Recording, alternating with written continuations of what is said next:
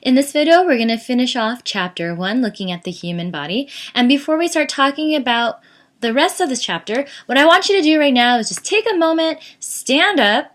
Yep, that's right. Don't say, oh my gosh, Miss Haute, I'm not going to stand up. We'll just stand up really quick. And what we're going to do is 5 quick jumping jacks. You ready? Okay. So 1, 2, 3, 4, 5. See, I'm doing that with you guys. Okay, next thing we're going to do is we're going to run in place really, really fast for 10 seconds. Ready? And go. 1, 2, 3, 4, 5, 6, 7, 8, 9, 10. Great. Now, what do you feel, or what are some things that you're starting to experience right now? Good, you have an increased respiratory rate, you have an increased heart rate, right? So why are these things happening? Well, you want to increase your respiratory rate, bring more oxygen into your body, deliver all that oxygen to your cells and tissues to help prepare for the production of all this high energy. So like we're going to go through that aerobic respiration in a later chapter. Another thing that's going on is you want to increase blood flow, so bring all those nutrients, bring all that air towards your cells and our tissues. All right. So if you notice here, so for those of you who do work out often, quite often you go to the gym, a couple hours here and there, some long-term things that you do see as you work out is what? You start sweating, right? And what is this function of sweat? Good. So as you sweat, the whole idea of sweat is that as this evaporates, it helps bring off some of that heat with it, and in the process also cools you down. Now, why do we need to do that? Well, we want to restore our body to normal body temperatures. So at rest, our body's at 37 degrees Celsius, or we can call it 98.6 degrees Fahrenheit. Oops. Okay, so we want to get back to those normal stable parameters. What happens if long-term you have higher temperature than normal? Well, all these proteins, we have lots of proteins, we have enzymes, different components within our body. Anytime our temperature gets out of line, well then we start denaturing or messing up this order that we have within our body. So if you mess up the structure and if you mess up the structure of these proteins, in turn you mess up the function, right? So remember, anatomy, physiology, structure, and function. So this is why, especially if you have a temperature, high temperature, if you have a fever, you really want to cool yourself down. Now, why is this important and how is this related to our lecture? And this all deals with this idea of homeostasis. Now, homeostasis is the regulation of internal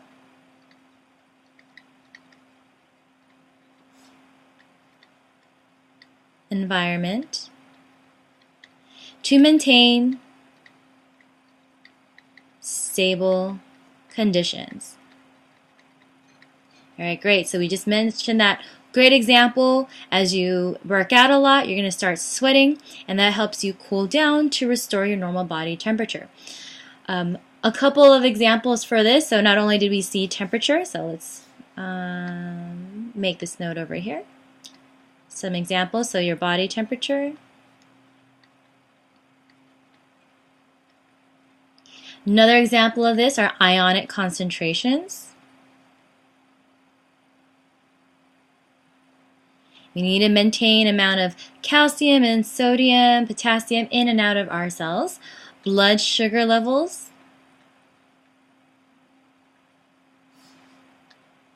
Okay, and if we don't maintain any of these things, then disease can arise, especially if you look at that blood sugar levels.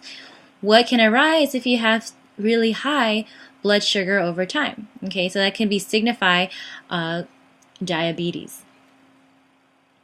All right. Now, this idea of homeostasis, so all of this is dynamic. So our world is constantly changing. So if you imagine going from somewhere like Hawaii to somewhere like Denver, Colorado, you're going to start, during the wintertime especially, you're going to start being freezing, shivering a lot to warm up your body temperature. Okay, so that's how if any time our temperature is too low, we can shiver to bring it back up.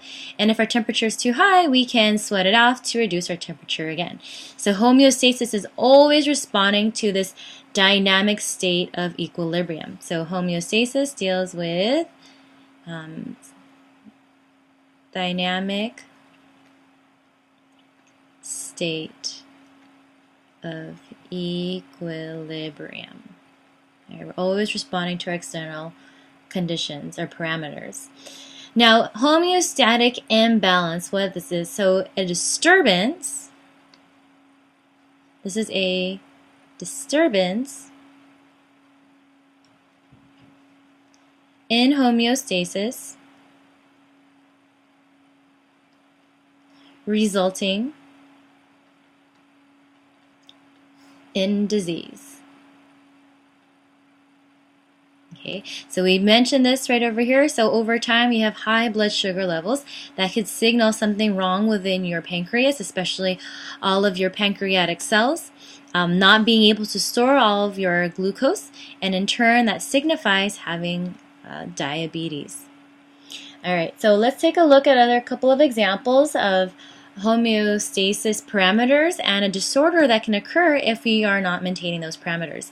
So temperature, normal conditions, we just saw this already, 38.6 degrees Celsius or 98.2 degrees Fahrenheit.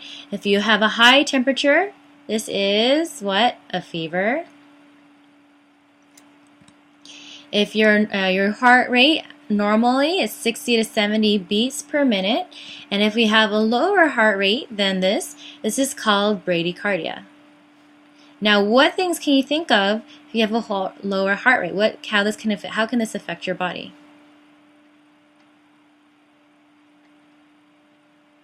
Good. So this can decrease the amount of oxygen delivered to your cells and tissues.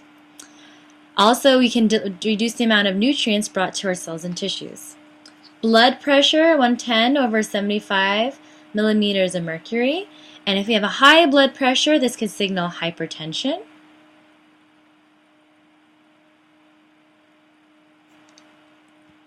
Respiratory rate, normally we have 12 to 20 inhalations or respirations and exhalations per minute. And if this is too high, this is called hyperventilation.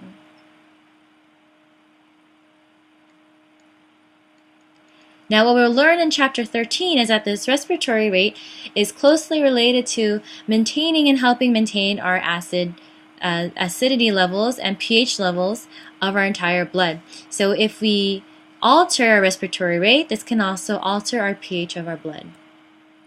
Blood sugar levels, 90 milligrams per 100 milliliters, and if it's too high, what do we say this is? Diabetes, good. And then finally, looking at our stomach juices, so for our digestion of proteins, is very acidic. So it has a pH of 1 to 4, and if it's too low, this is hypochlorhydria.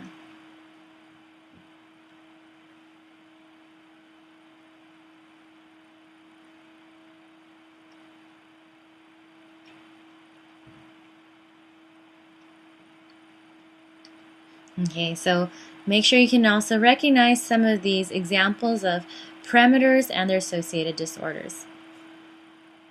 Now, if we look at maintaining and regulating this homeostasis, anytime we have some sort of stimulus that causes us to respond, eventually we're going to shut off that initial stimulus. So, for example, here if we have that high body temperature,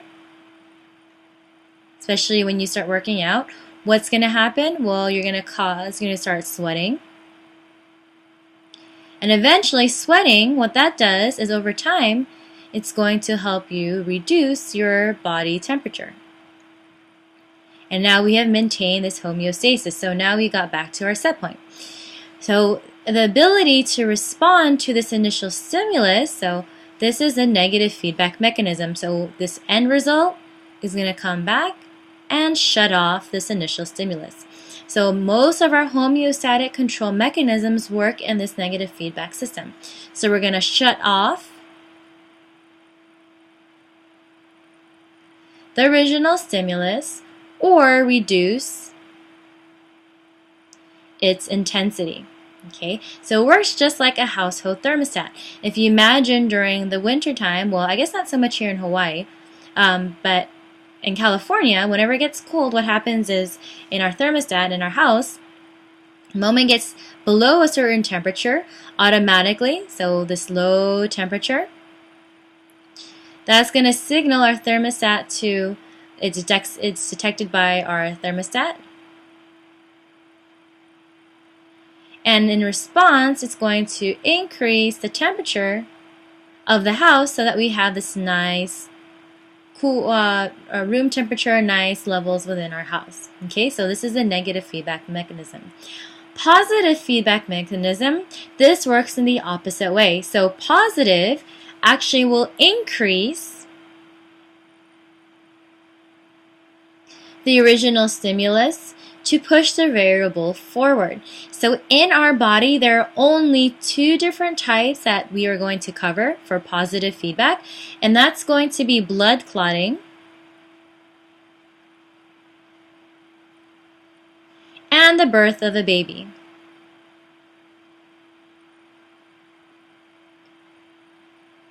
Okay, so I'm going to give you an example of how this is considered a positive feedback. So if you imagine if a lady, okay, this is my horrible drawing, I know. Okay, she's giving birth, right? Now what happens is as that uterus contracts, the baby's going to start forcing its way towards the cervix. Now this pushing and pressing against the cervix is going to send a signal towards the brain that the baby's getting pushed forward. Now with the signal, the brain's going to send some hormones down. It's going to get received here by your uterus, and that in turn is going to cause a contraction. Once that uterus contracts, it's going to force that baby forward again towards your cervix. As that cervix gets stretched, it's going to send that signal back towards the brain, and the cycle is going to continue over and over again until finally that baby is released out through the vagina, and then after that, that labor will stop. Okay, so this is an example of positive feedback. You're going to increase that original stimulus, increase the contractions in order to expel the baby. All right, so it's one great example of a positive feedback. Now let's take a step by step of how this negative feedback works using the example of that household thermostat, because once again this is the mechanism of how most of our body works, is through this negative feedback mechanism. So first here we're going to look at homeostasis. So homeostasis, as an example, we have normal room temperature. Okay, now what happens if this is disturbed? So let's say you are in a classroom, you have normal room temperature. All of a sudden, you're going to have lots of people enter into the classroom, right? So what's going to happen to the temperature of the room?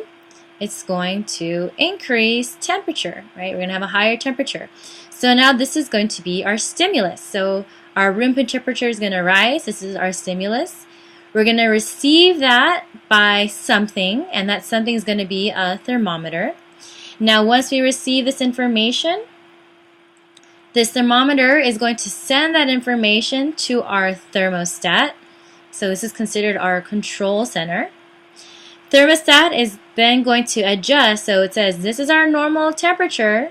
Okay, so let's say according to this thermostat, we normally want to have it at 26 degrees Celsius. Okay, now the stimulus, let's say this has rise to about, 40 degrees Celsius. Right, so there's higher temperature now. Thermostat wants to say, nope, we want to bring that high temperature back to our homeostasis of 26 degrees Celsius. So what's it going to do? It's going to create a response to that. So it's going to turn the air conditioning on. And by doing that, it's going to decrease that room temperature. Here's our response. We're going to decrease the room temperature. And then eventually, over time, we're going to maintain this 26 degrees Celsius once again. So this negative feedback mechanism, how we're looking at it as a household thermostat, this is the exact same way that our body will work.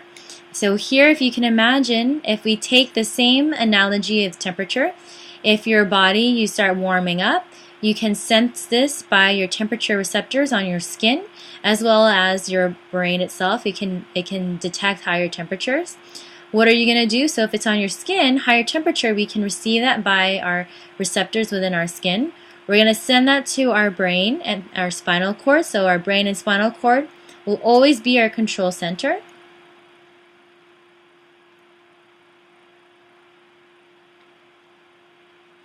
So receptor, we had our skin receptors.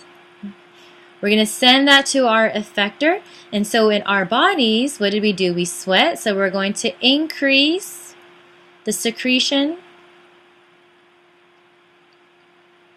of sweat glands, which we call sudoriferous glands. So we'll get into that in chapter 5. But of sweat glands. What else do we do? We also dilate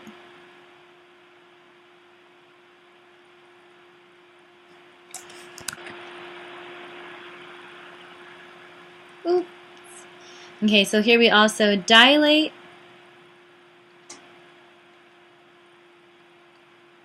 our capillaries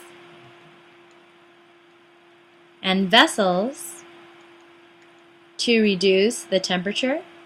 So you're going to release that heat, then eventually over time we're going to get back to our normal body temperature. Okay, so that's how it works within our bodies. Now, going back here, we're going to break that down one more time since this is such an important concept. So looking at how our body can respond to maintaining and responding to getting back to this homeostatic balance, we can do this through communicating within our body through that neural and hormonal control system. So our nervous system and our endocrine system.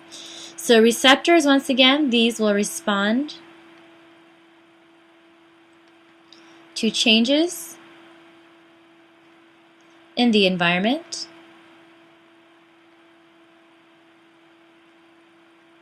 Specifically, they'll respond to any stimuli. And then it will send all that information to our control center.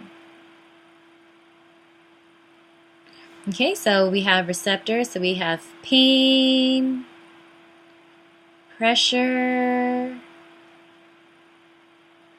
Okay, so there's some examples of some receptors that we have. Control center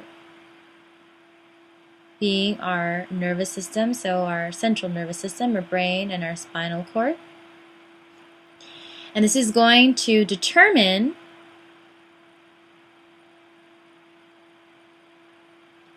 the set point. So it'll analyze all that information that you're given to it by this receptor. It's going to say, okay, this is my new set this is what I'm receiving. Now what do I need to do in order to change it back to this normal parameter? So it's going to determine the set point. It's going to analyze the information.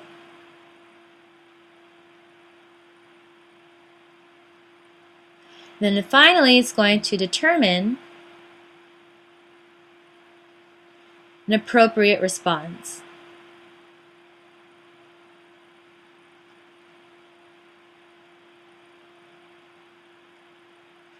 To the stimuli. Okay. Then finally, the action that carries it out is through the effector. So we have muscles, we have glands that are going to carry out all these instructions by our control center. So it's going to provide a means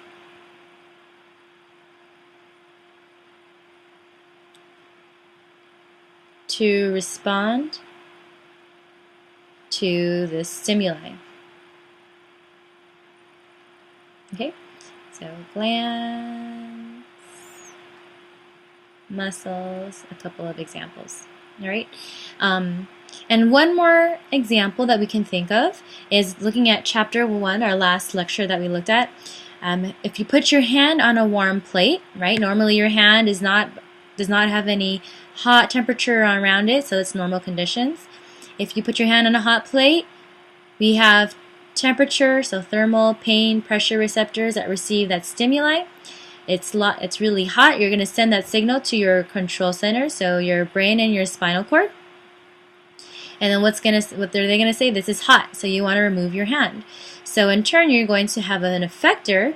You're going to contract your muscles of your arm, contract your biceps, and then by doing that, you're going to remove your hand from that hot plate, and then you're going to reduce the temperature towards your hand. Okay, so here, and by removing your hand from that hot area, you've now gone back to your homeostatic conditions of that cool temperature. Okay, so that's how we can respond. All right. Systemic responses to temperature. So let's look at a couple of other examples. So looking at this temperature already. Here we have our, let's look at what happens first when your body temperature rises. So if your body temperature rises above 37.2 degrees Celsius, we have temperature receptors. They're going to be detected by what again? Our receptors. This information is going to get sent towards our brain and our spinal cord. We're going to integrate this within our brain and spinal cord, and what do we need to do? We need to decrease our temperature. So we're going to send that signal towards our smooth muscles within our blood vessels and stimulate our sweat glands to secrete sweat. And by doing that, we can increase blood flow towards our skin by allowing heat to get released in our through our skin. We're going to increase sweating, and eventually we're going to return to our normal body temperature. Now, if your body temperature is too cold, what happens? Your body temperature falls below 37.2 degrees Celsius. We receive this by our body temperature receptors. We're going to send that message here towards our brain. That's going to tell our blood vessels and sweat glands, or well, blood vessels specifically, to constrict. We don't want to lose any heat. Sweat glands are not going to be, their production is going to be reduced, and we're also going to increase the activity of our skeletal muscles. So we want them to contract.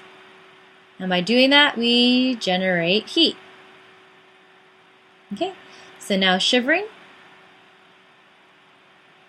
This is going to increase our heat. Decrease sweating, decrease blood flow. And eventually, over time, we can then increase our temperature to maintain this homeostasis. As I mentioned earlier also, what happens then if this homeostasis is not maintained? So one great example is looking at cancer. So anytime this homeostasis is not regulated, or if organ systems malfunction, then what can happen? We can give rise to disease. So here is an example. This one is cancer, and cancer once again is uncontrolled cellular growth. Here we have specifically breast cancer, and breast cancer is the most common cancer among women. And it's actually the second leading cause of death in women. So here we have an excised breast, as is called a mastectomy. Okay, and this is a surgical removal of one or both breasts.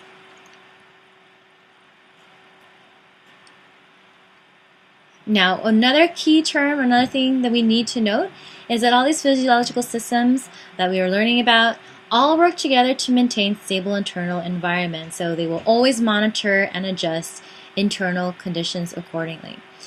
All right. So the next topic we're going to cover for the rest of this chapter is going to be looking at the language of anatomy. Okay, so why do we need to use a common language?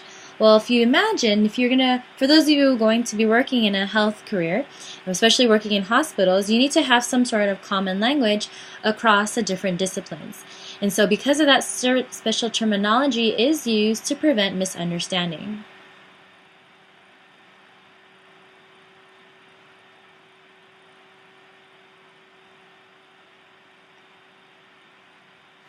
Okay, so there's different terms and specific terms for the position, so how the body is positioned, where the body is facing, the different regions of the body, how you're dividing the body, so whether it's different planes or different sections, cavities, so anything that's enclosed, and then finally the structures themselves. Okay. So anytime we start looking at the body, we're always going to refer the body in the anatomical position. Okay, so looking at the anatomical position, this is what this guy is standing in. And so it's a standard way of looking at the body. So this is a consistent way anytime you talk to any healthcare professional, whether you're in this country or in another country, there is some consistency. Okay, so we all know what we're all referencing. So a couple of things when in the anatomical position. The subject will be standing upright.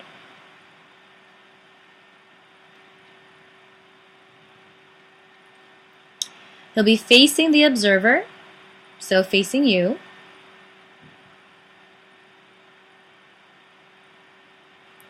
At head level. Another thing are the eyes. If you notice here, eyes are facing forward. If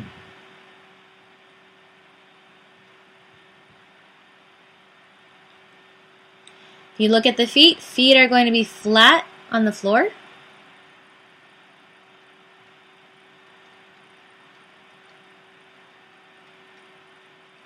The arms are going to be at the side. And then finally, the palms will be turned forward.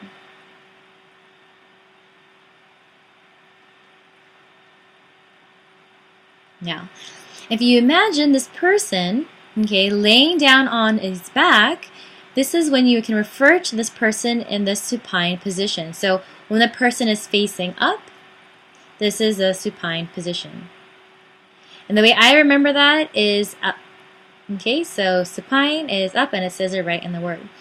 If you imagine this person facing completely down, so if this person's having surgery on his back or his gluteal or sural region, so that's when they'll be facing down. That's going to be called the prone position, so facing down. All right. Now another important thing to note is that when in the anatomical position and whenever referencing the patient in the anatomical position, the right and left is always going to be the patient's right and left. Okay, so this is going to be right and this is going to be left.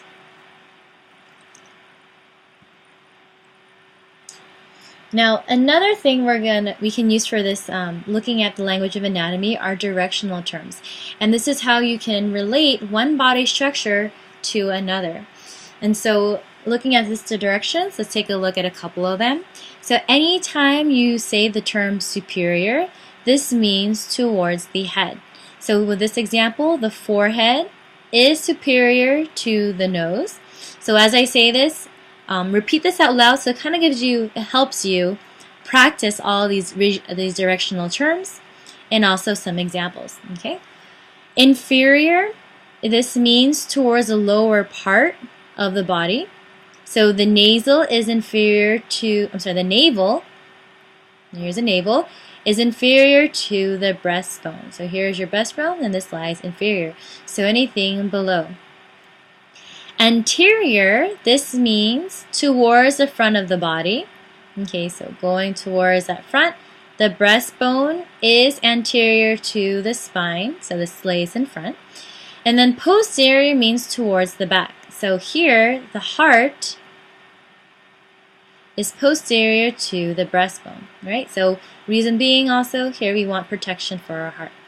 Now, anytime you want to reference a four-legged animal, and so we actually are not doing online lab, but for those of you who will be taking lab, Bio 130 lab in the future, you will be dissecting fetal pigs. Okay, so anytime you look at any four-legged animal, the terminology is actually going to be different.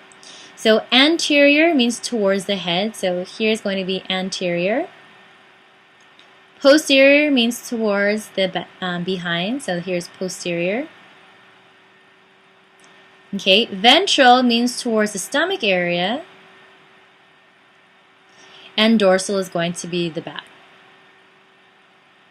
Okay, so for us and humans, these can be used interchangeably, but when you're referencing an animal, four-legged animal, this is how you reference it. Okay. Other directional terms we have medial. So if you imagine here's your body, anatomical position, you would draw a line straight through that body, and anything towards and closest to this midline that you've created is going to be medial. So the heart, here's our heart, is medial toward to your arms. Lateral, if you imagine you still have your midline, but everything away from that is going to be lateral. Okay, so your arms are lateral to your chest. Intermediate, this is going to be between medial and lateral surfaces. So here's your medial. All right, so great example is your axillary region, so your armpit. So your armpit is intermediate between your breastbone and your shoulder. Proximal, this is closest to an origin. So what is an origin?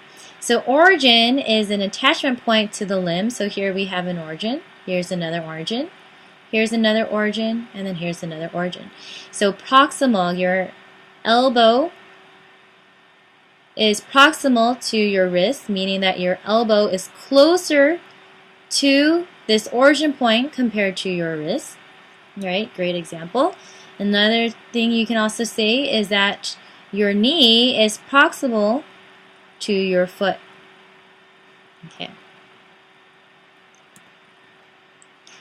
Distal, this is the exact opposite of proximal, so we're still looking at origin points, but now going the opposite direction. Okay, so your knee is distal to your thigh, so this is away from this. So you're looking at your origin, anything away from that origin. Superficial is towards the surface. Okay, so here, if you can imagine, here's your skin, and right underneath your skin you have your skeleton. So your skin is superficial to your skeleton because your skin is closer towards your surface. Now the opposite, deep, means towards the inside, more internal. So you can say the opposite. So your skeleton is more deep to your skin. Also, you can say your lungs are deep to your rib cage. Okay, so if here's your rib cage, your lungs are found more internal to that. Another way for language of anatomy are regional terms. Okay, these will designate specific body areas. And so what I'm going to do is I'm going to say the term and I want you to repeat after me. Okay, so anytime you reference the forehead, this is called frontal. Frontal. Eye is orbital, orbital, or ocular, ocular. Cheek is buccal, buccal. Ear is otic, otic. Nose is nasal, nasal. This neck is cervical, cervical. Your chest is thoracic, thoracic. The breast is mammary, mammary. Abdomen area is abdominal, abdominal. Your navel is umbilical, umbilical. Pelvis is pelvic, pelvic. Your hand is manual, manual. Groin is inguinal, inguinal. Pubis is pubic, pubic. Thigh is femoral, femoral. Your foot is pedal, pedal. Your big toe is halix, halix. And these toes are called phalangeal or digital, phalangeal or digital. Now if you look at your fingers, except for your thumb, it's also digital or phalangeal. So two different areas. Ankle is tarsal, tarsal. Your leg is crural, crural. Kneecap is patellar, patellar.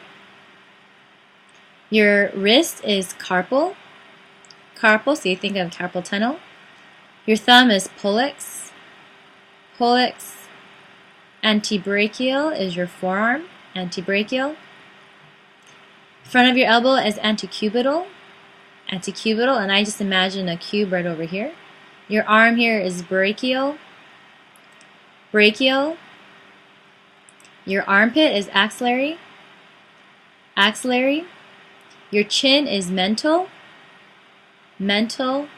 Mouth is oral, oral. Your head is cephalic, cephalic. Face is facial, facial. And dealing with your skull is cranial, cranial. Looking at the posterior region of our body, shoulders is acromial. Acromial. So we looked at cephalic, we looked at cervical. The entire back is dorsal. This elbow, olecramal, olecramal. Lower back, lumbar, lumbar. Gluteus is your gluteal, gluteal. Back of your knee is popliteal, popliteal. Your calf is sural, sural. Heel of your foot is calcaneal, calcaneal. And then finally, the very bottom of your foot is plantar, plantar. Now, it's a good idea to get familiar with these regional terms. You're going to be seeing them a lot. And then also, if you're going to be seeing these terms as part of your skeletal anatomy. So cervical, that deals with the cervical vertebrae here. And then you have your thoracic vertebrae. Then you have your lumbar vertebrae. Okay, so you'll see these terms. Other language of anatomy, we have body planes and sections. And this deals with making incisions, if you can imagine, through the entire body and creating different planes. Okay, so you can section the body and create a plane from that. So here we have this first section. And so if you imagine wearing a crown, a little tiara, okay, and if that tiara is flat or the crown is flat and you cut it straight down, you're going to cut the body in half into unequal portions. And you're going to separate the body into anterior and posterior parts. And so this is what you call a coronal or frontal plane.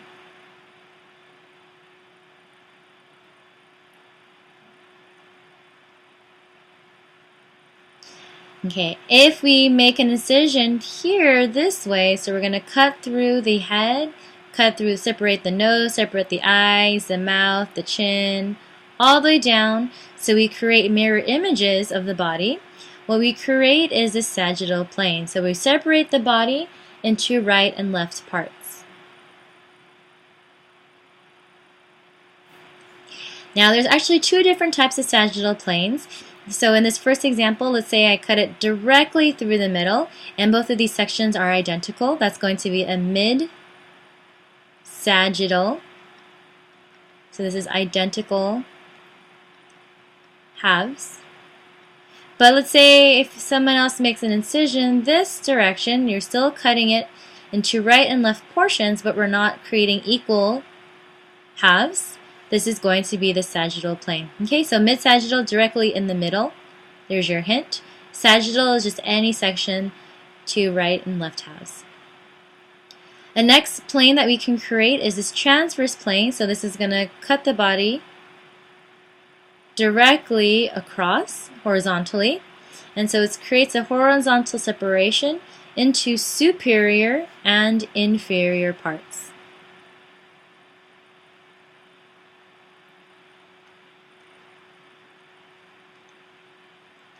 Okay, and then once again, here's a great reminder: left always deals with the patient's left, right always deals with the patient's right. All right. So here's that slide one more time since it's so important. And then also down the line when we start having to identify different anatomical structures, you will need to indicate whether I point at a structure, whether it's the right side or if it's on the left-hand side. Okay. The next thing we're looking at are cavities. And whenever I think of cavities, I think about the cavities of the teeth. Okay, so it's a great way to help you think about the different types of cavities that we're going to be covering. So cavity is an empty space or hollow area within a solid object. So here is your tooth. Here are the roots of the tooth, and then here you have that hollow area. So where that cavity is. Okay. There's two major cavities in the body. We have the dorsal cavity and we have the ventral cavity. How are these separated? So first we're going to look at this dorsal cavity, and this dorsal cavity protects our brain and our spinal cord. And it's located towards the dorsal surface of the body. So dorsal, once again, is towards the back. So here we have our dorsal cavity, everything here in yellow. And if you notice, our dorsal cavity is actually subdivided into two cavities. We have the cranial cavity, which will protect our brain. Okay. And we have our spinal or vertebral cavity, which protects our spinal cord. So that's this cavity over here, and here is our first cavity. Okay, the second major category of cavities that we have is the ventral body cavity. And so if the other one's face towards the dorsal, this is face towards the ventral. So it's near the anterior surface of the body. And the main function of this is for protection of delicate organs.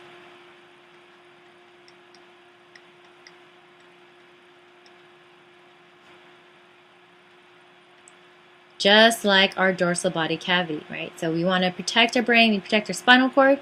Here we want to protect what's found within our chest, so our heart, our lungs, our digestive organs, and especially down here within our pelvis, we want to protect our reproductive organs and also our urinary system. Okay, so we surround respiratory, cardiovascular, digestive, urinary, and our reproductive organs. Right, if we look at this ventral cavity, this ventral cavity is subdivided into two major subcavities. We have the thoracic cavity over here, and then we have our abdominal pelvic cavity down here. Abdominal pelvic because here we have our abdominal cavity and our pelvic cavity, so abdominal pelvic combines both of those. Now we can separate our ventral cavity by this muscle structure over here called the diaphragm.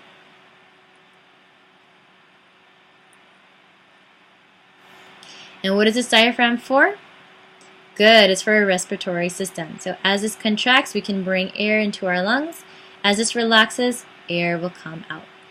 Now our thoracic cavity will contain two subcavities. As you can see here, so we have our pleural cavity and we have our pericardial cavity. Okay, so pleural, this deals with our lungs. So this is a cavity housing our lungs. Pericardial cavity, cardia, this term right here, anytime you see this deals with our heart. So this is a cavity housing our heart. Okay. Now abdominal pelvic cavity down over here, once again that's divided into our abdominal cavity and our pelvic cavity.